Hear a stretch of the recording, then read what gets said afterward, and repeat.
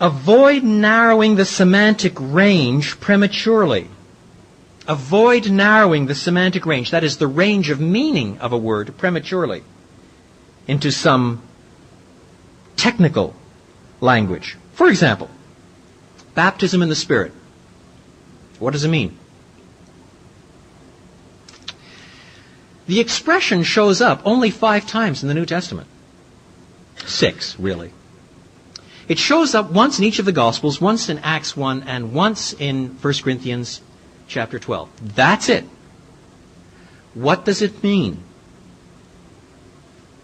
Well, if you take a look at how the expression was used across the pages of church history, you discover that it's been used in a whole variety of ways. For example, in the Puritan period, it was used to mean something like, give us revival. Baptize us afresh with your blessed Holy Spirit. In other words, inundate us. Flood us with water.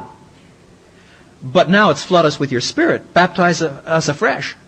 But in the wake of the rise of the modern charismatic Pentecostal movement, for some Christians it has been identified with one particular experience.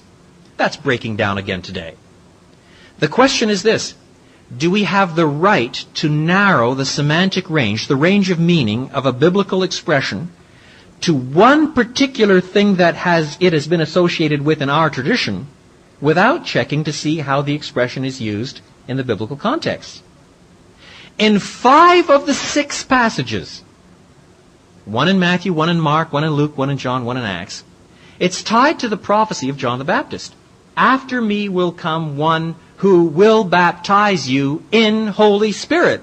I baptize you in water. He will baptize you in Holy Spirit. And in the book of Acts, in the first instance, that scene is being fulfilled at Pentecost. In 1 Corinthians 12, again, although some people try to make a distinction, a sharp distinction in meaning because of a small change in the grammar, I suspect, again, it has to do with the large effluent, the flowing of the Spirit of God that is promised in the Old Testament Scriptures to come on believers in the last days through the work of God's messenger, His Messiah. And it is not tied more narrowly than that. There are many examples that could be given.